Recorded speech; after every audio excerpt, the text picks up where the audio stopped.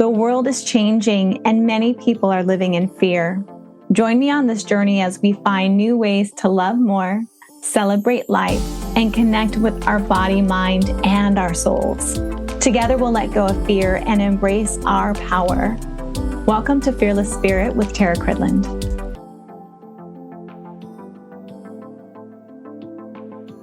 Hello and welcome back. I am recording this session probably like 2 months since the last time I released the session. I'm setting up a new thing, trying things out. Anyway, I have some little catching up to do. I took a time off. I just really realized that I needed time to rest, to rejuvenate, to reset. One of the things that I was healing from was being continuously glutened. I have celiac disease, and there was a lot of undeliberate baking at the house I was living at in California. And so I just kind of needed some healing time. So just to catch you up, I was doing the series. I did series 1, the first episode, second episode, and this is supposed to be the third one. So I will touch on that. But before I do, I just wanted to give you a little update and some realizations that I had. So, the day of the election, I also had a meeting with the morning of the election. And I just can say that because that's the day, so it's easy to remember. But I had a meeting with someone at the Small Business Development Center at the college. And actually, if you are someone who has a small business and are looking at getting any help, they have these all over. So just take a look and see if you have one in your area. Anyway, long story short, we were having a discussion. I was there to get help on my website. And really what it came down to was but just being invited to look at potentially getting some part-time work because things have been changing. And there was no way that I could continue to support my business with what I'm not making. So that's the reality of owning your own business, is the ebbs and flows of the finances, right? We see a lot of these really beautiful, well-marketed looking things about, I could show you how to make $10,000 a month. And let me tell you, I have done that once or twice. But the average person, and I can say this from my heart, most of the coaches that I know are not making that. And those that are, it's great. But at this point, there has to be some seed money, some startup money, or just like sheer determination. Maybe just the things that I don't say I'm lacking, but I just don't have access to, and that's okay. But also, I just realized that my path is taking me in a different direction.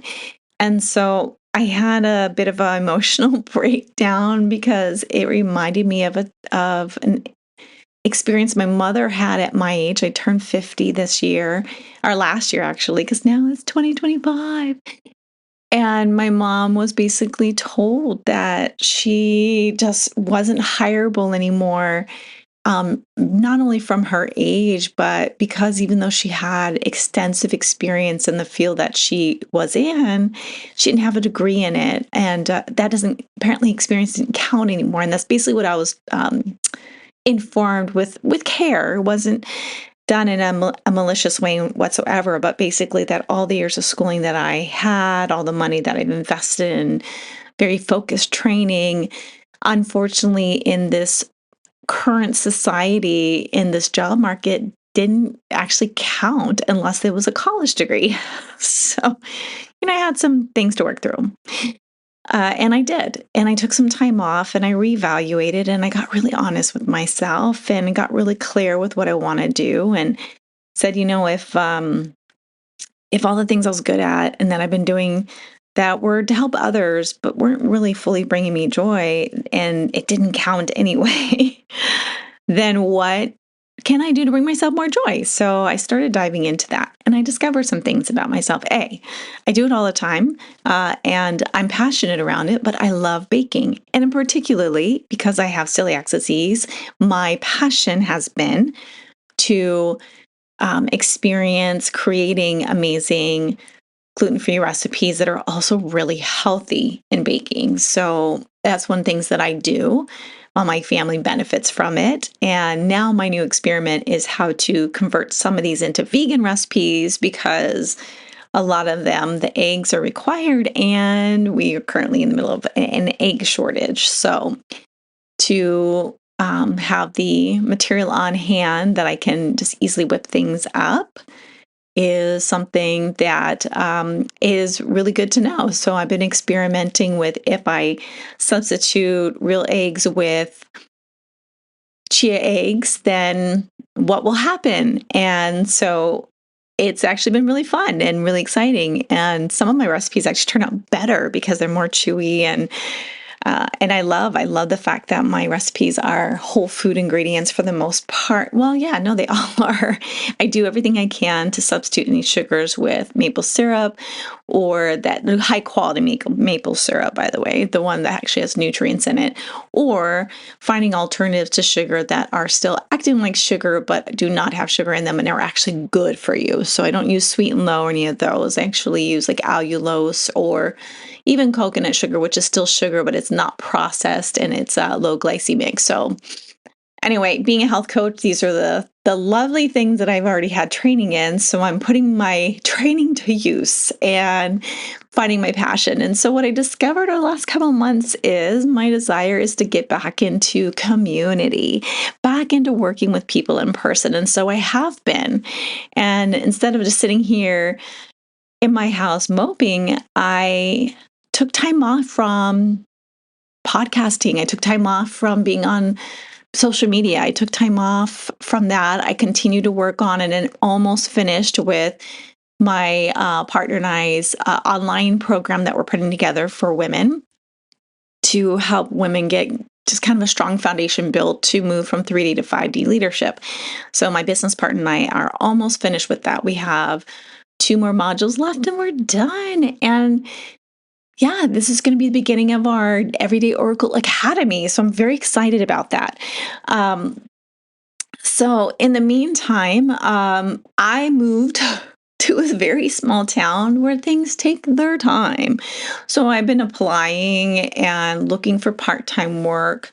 And I finally did get hired at the local community college, doing a couple of positions there with the ultimate goal that I want to start teaching community classes. So I want to teach the nervous regulation techniques and embodiment work and teaching students and the community how to regulate themselves and how to connect with their bodies and to gently release any traumas or woundings that they have through that. So got my foot in the door. I'm an art model 2 days a week there, which is going to be a really fun experience. And yeah, that's the beginning.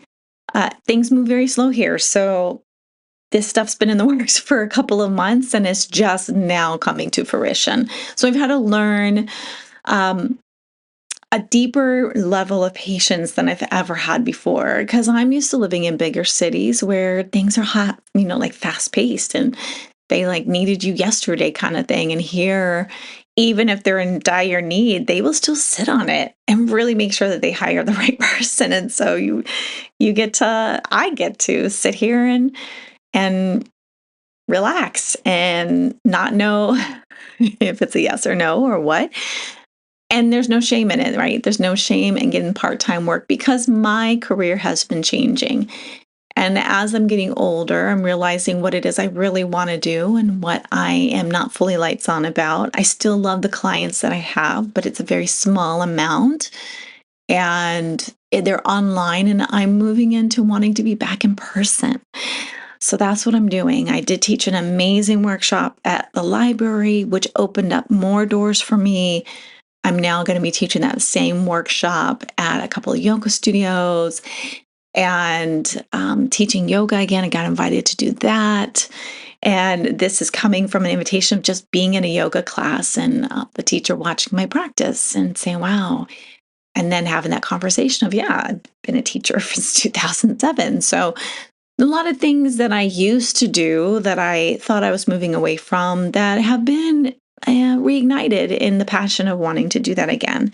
But coming from a different space, coming from a space of wanting to share my experiences, my knowledge, and also wanting to connect with people in person again, which I think is really important for me, right? Some people are um, better off. Like my oldest daughter, she really likes being able to work remote and online. She's more introverted, so it's great. But for me, I really do need, and even if with that, she has become very clear that it serves her best to make sure that she lives in an environment where she has access to community and friends, that she doesn't self isolate. So that's one of the wisdoms that she's gained in her age as well. And so it's really exciting for me. But there was also a lot of of things that I had to get really clear on and really honest about. So this third series episode was about mindfulness, and I'm still going to talk about that. I don't really connect with that term mindfulness, but that's been thrown around a lot lately. By the way, if you hear kind of a sound in the background, it's just my heater popping on. It's kind of cold where I live. But I went out before I start on that to touch on that. So mindfulness, right? I have been waking up feeling very tired. And the reason why is because I now live in an environment that's absolutely gorgeous. And during this time of year, it's very overcast and rains quite a bit. So there can be kind of a low energy vibe when waking up and the sun's not out, and not feeling like the warmth on the skin kind of thing. Because I was used to living in tropical environments for at least the last 6 years or more. And so this is going back to my roots, literally going back to where I was born and raised. And I mean, this is a different state, but it's a similar environment, and but still close. And it's also a state that most of my family is from. So it's not like I'm not familiar with this area. But coming back here to be around family, around my family, and connecting with my youngest daughter, whom love to death, and just having that community living. So changing some things up, I realized that I'm probably going to let go of my Facebook and Instagram. And even in that, I went for a walk today. So it turns out that I have this beautiful, huge park full of trails literally right by my house. So this is part of the reason why I started getting involved in the community. As we're new transplants here, we've only lived here about 4 months, but because my partner is so community oriented, he had us out visiting the visitor center, going to the library, looking up all the what's to do in the city kind of thing, where a lot of the elderly here say that they're lonely and there's nothing to do. And there is so much. I have never lived in a city or town that had so much happening within the community. I mean, we are so busy constantly. And we joked because we said, my gosh, our work schedule is getting in the way of our social life here. There's so many things going on that even on a Saturday, I have to pick and choose what I want to do because there's 4 things happening all at the same time. So with that being said, on last Saturday, there's a monthly hike that one of the librarians has created and hosts where it's called Walking Alone Together. He's of Peruvian descent. And he's originally from Portland area. Well, they're from Peru, but he was raised in Portland. And one of the things he talked about was the fact that it has not been the safest for people of color to be walking in Portland area by themselves. So they started these groups where they can have large group hikes where they're not really hiking together, but they're in groups to be safe, and then learning how to just be in their own space, doing their own hikes, but in a group setting for safety. And it's sad that that's the reality. And also, what a great idea. So we do that. We walk alone together. And what that means is we get together and he starts the group and then invites us all to kind of split off within walking distance of each other, but not to talk, and just to be aware and take time and notice your environment, connect with nature. And then we take little stops along the way and share some of our experiences. So he has a new walking path that he took us on, and it turns out we have this huge park right by our house. So if we had not been involved in community settings, we would have never known about this. Like literally, it's a 3-minute drive from my house, and it is this huge, beautiful lake and park and trails and woods and streams. And so I did the big loop, not even sure where it was going to end up. Luckily, it took me back to my car. But also knowing that I couldn't get that lost because it was a section near the neighborhood where you're not going to go off somewhere strange, right? It's going to take me back somewhere that I'm familiar with. So I took that path. So mindfulness, that's what I chose today. I was tired and I thought, well, the best way to be in present moment, so mindfulness in present moment. It's not about being mindful of others, it's about being present in your body, present in your environment, getting really clear with being here now. And I say that, and I'm really highlighting that in my voice because it's really easy for us, especially right now. There's so many things happening in this world that are not good, that are scary, that are violent, that are hateful. And we are getting caught up in that in a way that doesn't serve us right now, right? There's some things that we can do something about, and there's many things we cannot do something about in this moment. And so a lot of us are future casting, worried about the future that will change at any moment. The moment you change your mind, you change your energy, you heal, you don't heal, whatever it is, the future is not set in stone. So we're wasting our energy. And I say that with confidence because I have been the expert in this of future casting at a level that has taken me out of present moment where I'm worried about how am I going to pay my rent or how am I going to buy silly. And I share this with you because we all go through this. Even as I'm a spirituality teacher, I am human first and foremost. And although I have really good days and I practice what I teach, I am still human and I still sometimes forget and get caught up in that whole storytelling that I was giving myself. And what I have found since I moved here is choosing to be in community, choosing to volunteer at some of the community programs, giving my time has actually created more abundance. It has created more time. It has created more connection. These are stories I used to tell myself. I couldn't volunteer because if I couldn't pay my bills, how do I have time to help others? Well, it turns out that if I can't do that right now, then the best thing I can do is I can actually be in community and help others because I still have my health and my well-being and my time to do that. And that has opened up opportunity for me. It's opened up a chance to connect with people, to hold space for people, to just have joy. And also it has allowed me to meet people that have brought opportunities for work for me. And so I'm enjoying it and I'm being in present moment. And so one of the things I'm going to invite you to do, I've been practicing this, is when you catch yourself future casting, so not being in mindfulness, is stop yourself there with love and say, okay, can I do anything about that right now? And if the answer is no, then say, well, what can I do right now? What can I do for myself right now? So I've been asking myself that. And as I do that, I'm like, well, you know what? I can clean my house. I can, with joy, to create cleanliness and space. I can water my plants and connect with my plants. This morning, I was feeling very tired and I said, I'm going to go for a walk.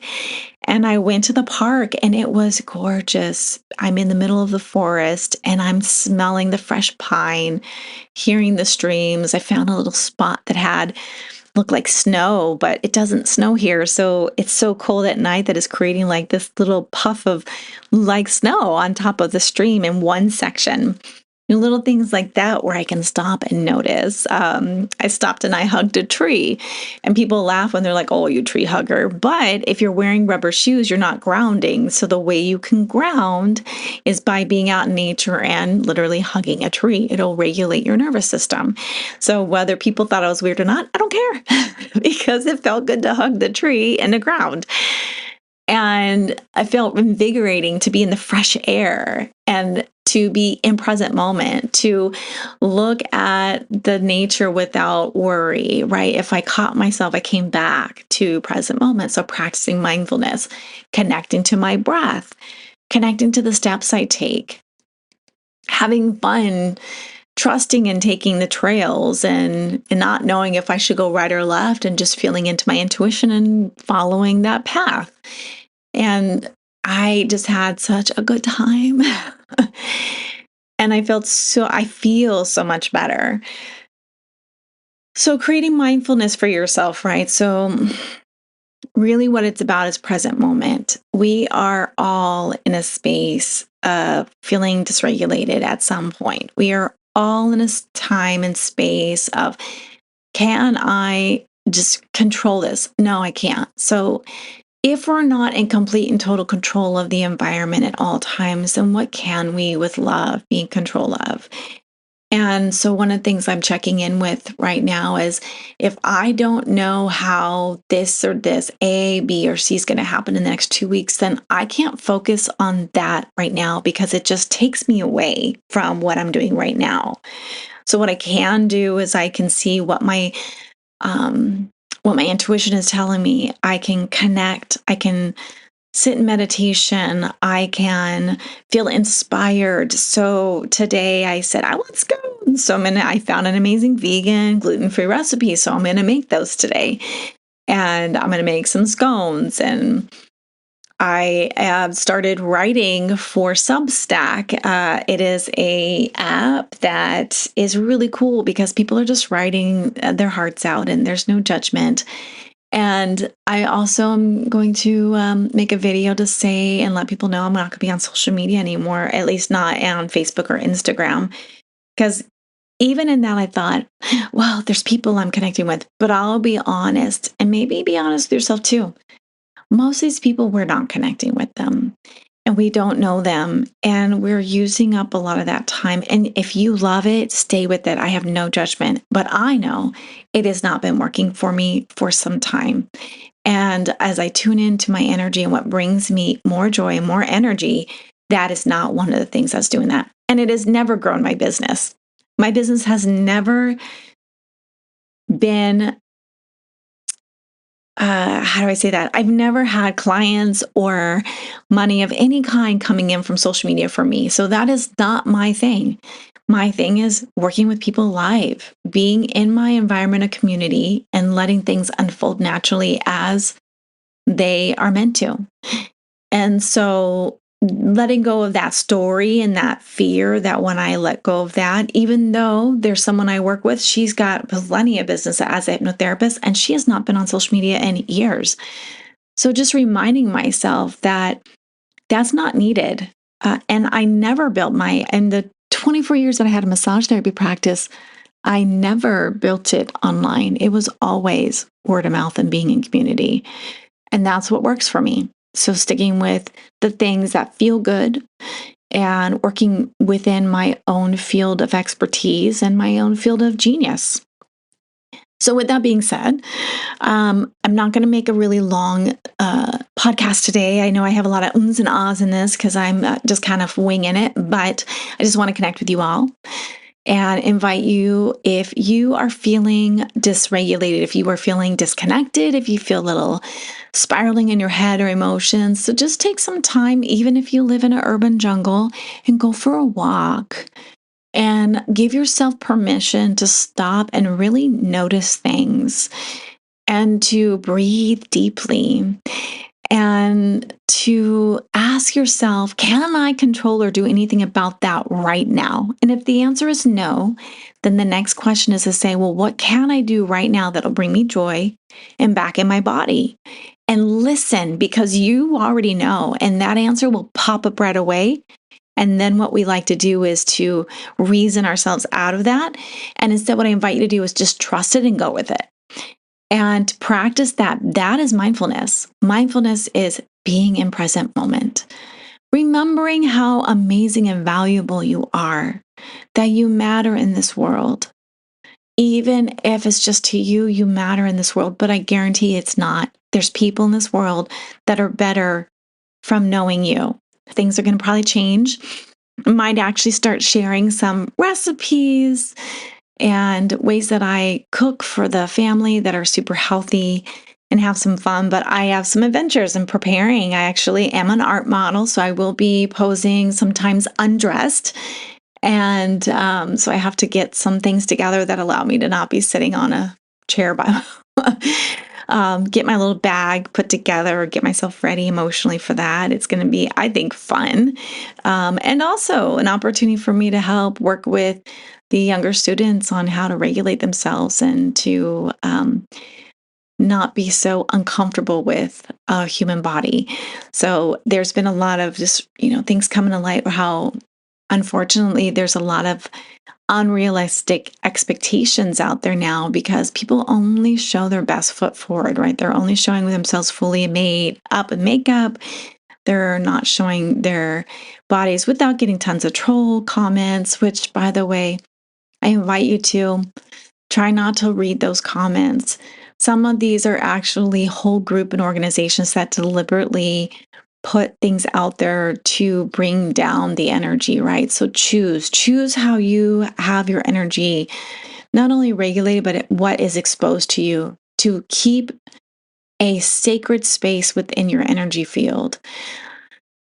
Oh, so what is that? Yeah, I'm going to actually go into that. So you can choose to go into all the negative things. And yes, the reality is things like that are happening. But even in that, I choose not to engage or to read into or to watch too many videos that are negative because it doesn't serve me or my community and who I'm helping right now. And so, because I'm not out there protesting, what I'm doing instead is offering safe space for people to heal. I choose to have an energy field that is more in alignment with that.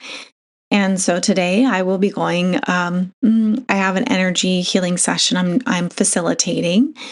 And so I don't need to do a disservice to that person by being on social media and looking at all the anger and fear-based posts. So instead, what I do is if it's really important, I hear about it. I don't watch the news. I pick and choose what I watch on my streaming videos. I don't really watch a lot because it's not serving me. And I'm even careful. As a matter of fact, my daughter and I started watching a show and it turned out it was really negative. And I finally told her, you know what? I get that there's some interesting storylines, but I'm noticing that this particular show makes my nervous system and my energy feel kind of yucky. And so even though you're into it, it's not serving me. So I'm going to actually opt out and not watch the show with you anymore because it was even causing some disruption in my dreams. And that's not okay for me. That's okay if that's what they like. And if you're into it, great. But for me, I choose not to have that disruption. Choosing how and what comes into your environment will affect you.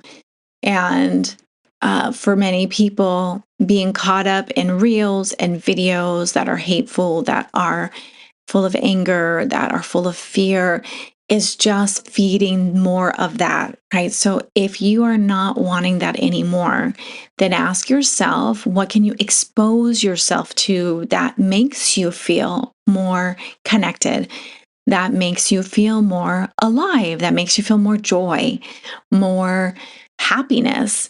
So being open and honest with yourself and then choosing that. Everything in our reality is by our choosing, by the stories we tell ourselves, by the belief systems that we have. And I'm not saying it's easy because it's not. But when you are able to recognize that things are no longer serving you, you do have the power to change it. You might need help.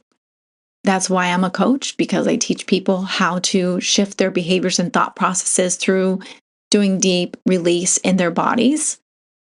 And this helps them to have an easier time maintaining those changes.